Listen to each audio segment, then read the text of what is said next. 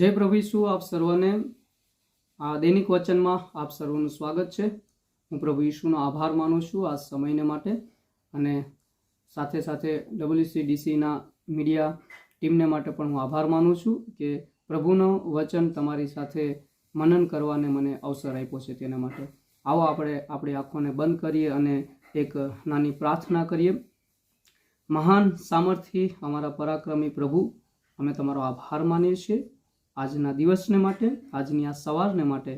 અને પ્રભુ, જ્યારે અમે તમારા વચનને મનન કરવા જઈ રહ્યા છીએ પ્રભુ, અમે અમારી જાતોને પ્રભુ અમે તમારા હાથોમાં સોંપીએ છીએ। પ્રભુજી, અમારું પિતા પરમેશ્વર આ વચન મનન પ્રભુજી અમારા માટે, અમારા આત્મિક જીવનોને માટે પ્રભુ એક ઉન્નતિ અને આશીષનું કારણ બને। તમારા પરાક્રમી હાથોમાં સોંપાઈને આ પ્રાર્થના પ્રભુ ઈસુ ખ્રિસ્તના પવિત્ર અને સામર્થ્ય નામમાં અમે માંગીએ છીએ પિતા। Amen, amen, amen, amen, hallelujah. તો આવો આપણે વચનમાં આગળ વધીએ અને આપણે બાઇબલ ખોલીએ અને બાઇબલની અંદર પહેલો સમુએલ અને તેનો 17મા અધ્યાયમાંથી આપણે જોઈશું।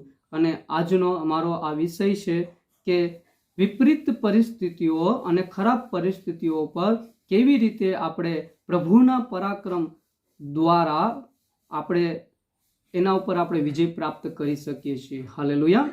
જ્યારે પહેલા સમુએલની અંદર 17મા અધ્યાયમાં જ્યારે આપણે જોઈએ છે કે દાઉદનો સામનો એક ગોલિયાથ સાથે થાય છે। હાલેલુયા। ગોલિયાથની સામે થાય છે। હાલેલુયા। ત્યારે દાઉદ એક પથ્થર વડે ગોલિયાદને જીતે છે। હાલેલુયા। પણ એની પહેલા શું બાબતો હતી એ આપણે જોઈએ। હાલેલુયા। અને આપણે જોઈએ કે કેવી રીતે દાઉદ રાજા એ પરાક્રમ સહિત ગોલિયાદને એક પથ્થર વડે જીતી લે છે। હાલેલુયા। આ પરિસ્થિતિ ઉપર એ જીત મેળવે છે, વિજય પ્રાપ્ત કરે છે। હાલેલુયા। શા માટે? કેમ કે દાઉદ રાજા જે છે એ જ્યારે ગોલિયાથની સામે જ્યારે આવે છે ત્યારે એ પરમેશ્વરે એના જીવનોમાં કરેલા અજાયબ અને મહાન કૃત્યોને એ સ્મરણ કરે છે। હાલેલુયા। હું બાઇબલમાં અમુક બાબતો વિશે હું તમારું ધ્યાન કેન્દ્રિત કરવા માંગુ છું।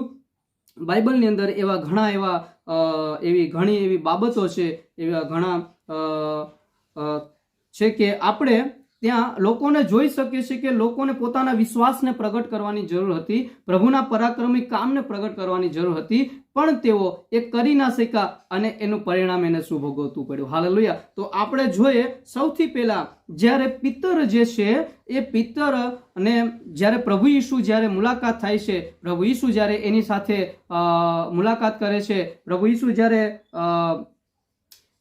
પ્રબોધ કરી પ્રચાર કરી અને પિતરને કહે છે કે તારી હોડીને તું ઊંડા પાણીમાં તું ધકેલી જા અને હું કહું છું ત્યાં તું તારી ઝાડોને નાખ। હાલેલુયા। પણ પિતર પ્રભુને શું કહે છે? એ પિતર પાછળ જોવે છે અને પોતાના ભૂતકાળને યાદ કરે છે।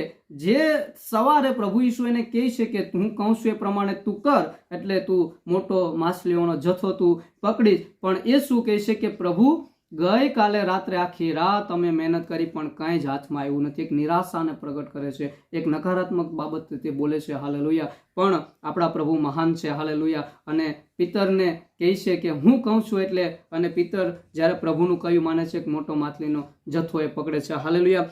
એવી જ રીતે શિષ્યો પણ જ્યારે પ્રભુ ઈસુ સાથે હોડીમાં જતા હતા અને જ્યારે તુફાન આવ્યું ત્યારે શિષ્યો લોકો પણ આપણે આ જોઈ શકીએ છીએ લુકની લખેલી સુવાર્તા તેના 8મા અધ્યાયમાં અને 5મા અધ્યાયમાં। હાલેલુયા। જ્યારે શિષ્યો લોકો હોડીમાં હતા અને પ્રભુ ઈસુ પણ હોડીમાં હતા ત્યારે શું થાય છે? તોફાન આવે છે, વાવાઝોડું આવે છે, પણ શિષ્યો લોકો પ્રભુ ઈસુ એમની હોડીમાં છે છતાં તેઓ બીવે છે, ડરી જાય છે, તોફાનને જોવે છે અને નકારાત્મકતાઓ એની અંદર આવી જાય છે અને નકારાત્મકતાઓ એના પર હાવી થઈ જાય છે અને તે બી જાય છે। અને ત્યારે પ્રભુ ઈસુ જાગી અને શિષ્યોને કહે છે કે અરે અલ્પ વિશ્વાસીઓ, તમારો વિશ્વાસ ક્યાં ગયો? હાલેલુયા। આપણા પ્રભુ મહાન છે, તોફાનને શાંત પાડે છે। હાલેલુયા। એવી જ રીતે બીજી જગ્યાએ માથીની લખેલી સુવાર્તા તેના 14મા અધ્યાય અને 26મી કલમથી જ્યારે આપણે જોઈએ છે કે પિતરને હાલેલુયા પ્રભુ પાણી ઉપર ચાલવાની આજ્ઞા કરે છે।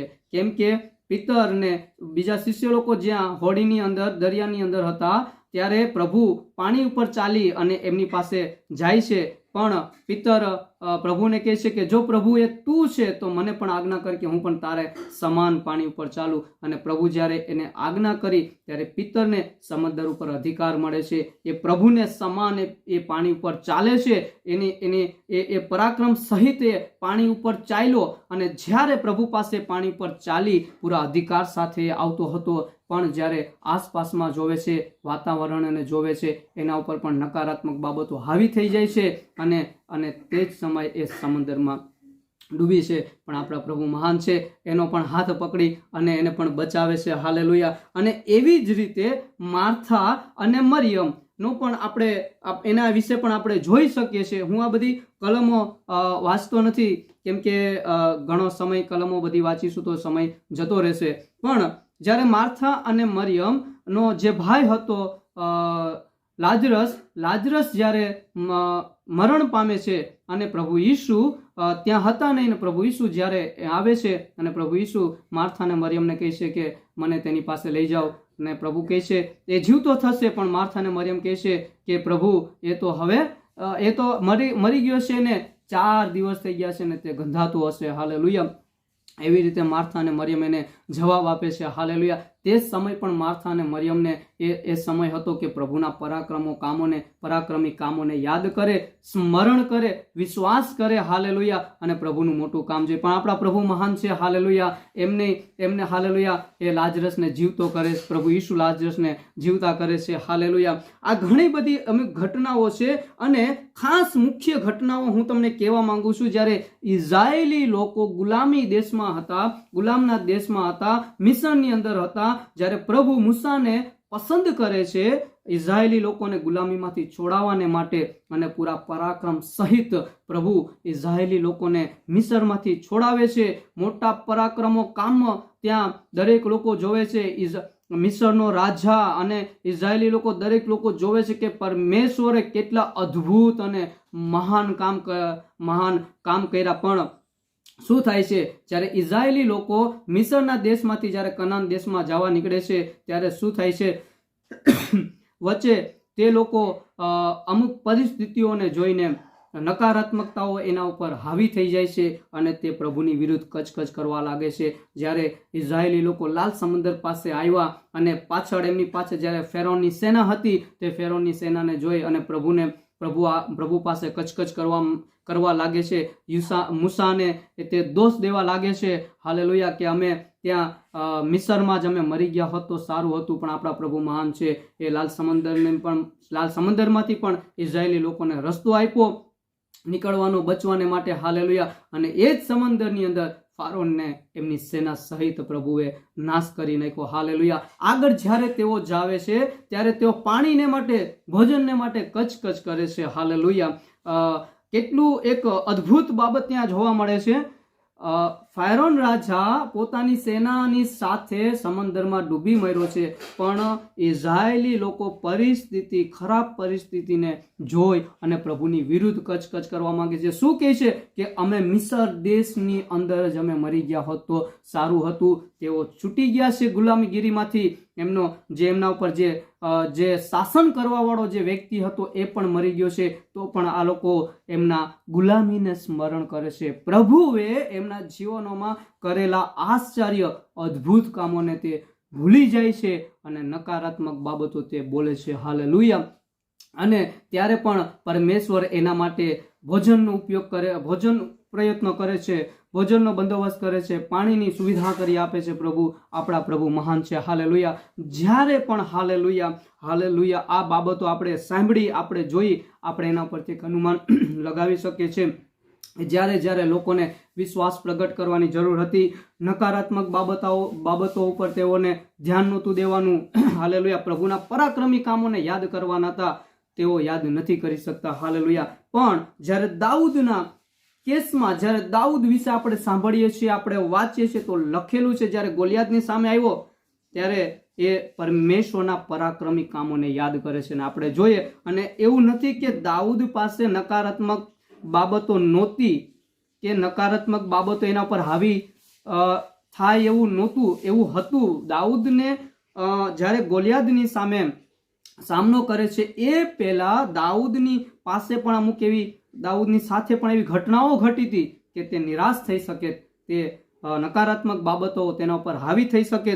હું તમને કહેવા માંગુ છું, જ્યારે દાઉદ જ્યારે પોતાના ભાઈઓને એ યુદ્ધ ભૂમિમાં જ્યારે મળવા આવે છે ત્યારે એના ભાઈઓ એને કહે છે કે તું અહીંયા શા માટે આવ્યો છે, તું બાતમી લેવા આવ્યો છે, તારી હૃદયની દુષ્ટતાને અમે જાણીએ છીએ. આવું એની વિરુદ્ધમાં, એને દાઉદની વિરુદ્ધમાં એના ભાઈઓ લોકો બોલે છે.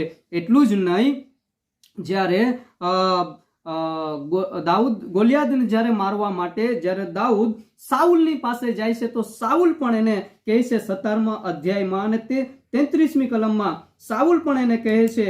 સાઉલે, હું વાંચું છું તમારા માટે, 1 સમુએલ 17મો અધ્યાય અને 33મી કલમ. સાઉલે દાઉદને કહ્યું, તે ફલિસ્તીની સામે જઈને તેની સાથે લડવાને તું શક્તિમાન નથી. હાલેલુયા. સાઉલ એને શું કહે છે? તું ગોલિયાદની સામે લડવાને તું શક્તિમાન નથી. એક નકારાત્મક બાબતો દાઉદની સામે આવે છે, પણ દાઉદ એને ધ્યાનમાં નથી લેતો. અને આગળ દાઉદ એને જ્યારે 34મી કલમમાં દાઉદ સાઉલ રાજાને જવાબ આપે છે, એ બહુ ખરેખર એ પ્રભુના પરાક્રમ કામોને તે પ્રગટ કરે છે. 34માં તે કહે છે, અને દાઉદે સાઉલને કહ્યું કે તારો સેવક પોતાના બાપના ઘેટા સાચવતો હતો અને એક સિંહ તથા એક રીછ આવીને ટોળામાંથી એક હલવાન લીધું, તો મેં તેની પાછળ પડીને તેને મારીને તેના મુખમાંથી તે છોડાવ્યું અને તેને મારા પર હુમલો કર્યો. ત્યારે મેં તેની દાઢી પકડીને તેને ઠાર મારી નાખ્યો. તારા સેવક સિંહ તથા રીછ એ બંનેને મારી નાખ્યા, અને આ 2 સુન્નત ફલિસ્તીના હાલ પણ એ બેમાંના એકના જેવા થશે, કેમ કે જેણે જીવતા દેવ સૈન્યોનો તિરસ્કાર કર્યો છે. હાલેલુયા. દાઉદ પણ આ સમયે પાછળ જોવે છે. હાલેલુયા. પણ શું જોવે છે પાછળ? પ્રભુએ એના જીવનોમાં કરેલા પરાક્રમી કામોને યાદ કરે છે. હાલેલુયા. હાલેલુયા. અને એ આશ્ચર્ય કર્મોને યાદ કરે છે. અને દાઉદ હાલેલુયા એ પરાક્રમથી ભરપૂર થાય છે. હાલેલુયા. અને જ્યારે ગોલિયાત પાસે જાય છે, મને હજી એક બાબત યાદ આવે છે. જ્યારે દાઉદ રાજાને અભિષેક કરવાનો હતો, જ્યારે પરમેશ્વરે સમુએલને જ્યારે દર્શન દીધું અને કીધું કે મેં સાઉલ રાજાને મેં રાજા તરીકે મેં નકાર્યો છે, તું જા અને યસાઈના ઘરમાં એક દીકરાને મેં પસંદ કર્યો છે, તેનો તું અભિષેક કર. આ ઘટના શું દર્શાવે છે? આ ઘટના એ દર્શાવે છે જ્યારે સમુએલ યસાઈના ઘરે જાય છે એમના દીકરાનો અભિષેક કરવા માટે, ત્યારે યસાઈ જે દાઉદના પિતા છે તે શું કરે છે? એક પછી એક 7 દીકરાઓને સમુએલની આગળ લાવે છે, પણ પરમેશ્વર એમાં કોઈને પણ પસંદ કરતા નથી. અને ત્યારે સમુએલ બોલે છે, યસાઈને કહે છે કે શું હજી પણ તારો કોઈ દીકરો બાકી છે? ત્યારે યસાઈ કહે છે કે હા, નાનો દીકરો હજી બાકી છે, તે જંગલમાં ઘેટા બકરા ચરાવે છે. જુઓ, આ બાબત કદાચ દાઉદને નકારાત્મકતા તરફ લઈ જઈ શકે, કેમ કે એનો અભિષેક કરવાનો હતો, પણ એ તો ક્યાં છે? જંગલમાં છે, ઘેટા બકરા ચરાવે છે, અને એને તો ખબર પણ નથી કે પરમેશ્વર મને પસંદ કર્યો છે, અને એ બાબત એથી અજાણ છે. પણ જ્યારે દાઉદની પાસે માણસો મોકલવામાં આવે છે અને દાઉદ જ્યારે આવે છે ત્યારે સમુએલ એનો અભિષેક કરે છે. આ દરેક બાબતો જે નકારાત્મક બાબતો હતી એ દરેક બાબતો દાઉદ સાઈડમાં રાખે છે અને પ્રભુએ એના જીવનોમાં કરેલા હાલેલુયા અજાયબ કામોને યાદ કરે છે અને પરાક્રમ સહિત હાલેલુયા એ ગોલિયાદની સામે જાય છે. અને હું તમને કહેવા માંગુ છું, જે ગોલિયાદથી હાલેલુયા ઇઝરાયેલી લોકોની સેના 40 દિવસ ને રાત લડાઈ નહોતી કરી શકી, ડરીને બેઠા હતા, એ મહાન યોદ્ધાને, મોટા યોદ્ધાને, રાક્ષસ જેવા વ્યક્તિને એક સાધારણ રોડ ઉપરથી રસ્તામાંથી વીણેલો એક સાધારણ પથ્થર એના નાશને માટે કાફી થઈ ગયો. હાલેલુયા. શા માટે? કેમ કે દાઉદ દરેક નકારાત્મકતાઓને યાદ નથી કરતો. હાલેલુયા. એ પરમેશ્વરની ભલાઈઓને, પરમેશ્વરના પરાક્રમી કામોને, હાલેલુયા અજાયબ કામોને એ યાદ કરે છે, હાલેલુયા, અને ગોલિયાદની સામે જાય છે, હાલેલુયા. હું તમને કહેવા એ જ માંગુ છું, આપણા જીવનોમાં નકારાત્મકતાઓ અને ઘણા પ્રસંગો છે, ઘણી એવી બાબતો છે કે નકારાત્મકતાઓ આપણા ઉપર હાવી થઈ જાય છે. પણ મને સાંભળનારા આપ સર્વને હું કહેવા માંગુ છું, પ્રભુ ઈશુએ, પરમેશ્વરે આપણા જીવનોમાં કરેલા અજાયબ મહાન કૃત્યોને આપણે યાદ કરવાના છે, આપણે સ્મરણ કરવાનું છે. જ્યારે આપણી સામે વિપરીત અને ખરાબ પરિસ્થિતિઓ આવે છે, તેના ઉપર આપણે વિજય પ્રાપ્ત કરી શકીશું, હાલેલુયા. જો આપણે નકારાત્મકતાઓ તરફ આપણે વિચારીશું, હાલેલુયા, તો પરિસ્થિતિઓ પર વિજય તો આપણે પ્રાપ્ત નહીં કરી શકીએ, પણ વધારે અને વધારે એ પરિસ્થિતિઓમાં આપણે ફસાતા જશું, હાલેલુયા. અને જ્યારે એક બાબત કહી અને હું બંધ કરવા માંગુ છું, જ્યારે પ્રભુના અજાયબ કૃત્યો આપણા જીવનોમાં થયેલા આપણે યાદ કરીએ છીએ, ત્યારે આપણું હૃદય ધન્યવાદથી ભરાઈ જાય છે, હાલેલુયા. દાઉદ જાણતો હતો કે મારા એકાંતમાં, જ્યાં મારું કોઈ સહાય કરવા વાળું નહોતું, ત્યાં પરમેશ્વરે મને સહાય કરી છે, અને ત્યાં પરમેશ્વરના અજાયબ કૃત્યો, મહાન કૃત્યો મેં જોયા છે, હાલેલુયા. તમે ને હું પણ જાણીએ છીએ, હાલેલુયા, કે પરમેશ્વરે આપણા જીવનોમાં ક્યાં મહાન અને અજાયબ કૃત્યો કર્યા છે, હાલેલુયા. એ આપણે સ્મરણ હોવું જોઈએ, હાલેલુયા, આપણને યાદ હોવું જોઈએ, હાલેલુયા. અને એ યાદ કરી અને દરેક પરિસ્થિતિઓમાં આપણે આગળ વધવું જોઈએ, અને યાદ રાખીશું એમના પરાક્રમી કામોને, એમની ભલાઈઓને આપણે યાદ રાખીશું, તો જ આ ખરાબ અને વિપરીત પરિસ્થિતિઓ પર આપણે વિજય પ્રાપ્ત કરી શકીશું. પ્રભુ આપ સર્વને આશીષિત કરે. આ વચન દ્વારા આવો આપણે નાની પ્રાર્થના કરીએ અને આ દૈનિક વચનને અત્યારે અહીં આપણે સમાપ્ત કરીએ. પ્રભુ ઈશુ, અમે તમારો આભાર માનીએ છીએ. હા પ્રભુ, અમે જાણીએ છીએ, પ્રભુ, અમે જે દુનિયામાં અમે રહીએ છીએ, પ્રભુજી, એ દુનિયામાં પિતા પરમેશ્વર એવી ઘણા બધા પરમેશ્વર પ્રસંગો છે કે જ્યાં અમને હરાવવા માંગે છે, અમારી અંદર નકારાત્મકતાઓ બાબત પ્રભુજી એક હાવી થવા માંગે છે. પણ પ્રભુ, અમે પિતા પરમેશ્વર હંમેશા તમારા અજાયબ કૃત્યોને, મહાન કાર્યોને અમે યાદ કરી અને અમે સ્મરણ કરતા રહીએ, અને પ્રભુ તમારા પરાક્રમમાં અમે આગળ વધતા રહીએ, હું તમે થવા દો. પ્રભુ, આજના દૈનિક વચનને માટે આભાર, ધન્યવાદ કરીએ છીએ, દરેક બાબતોને માટે ધન્યવાદ સાથે પ્રાર્થના પ્રભુ ઈસુ ખ્રિસ્તના નામમાં હું માંગુ છું પિતા. Amen, amen, amen.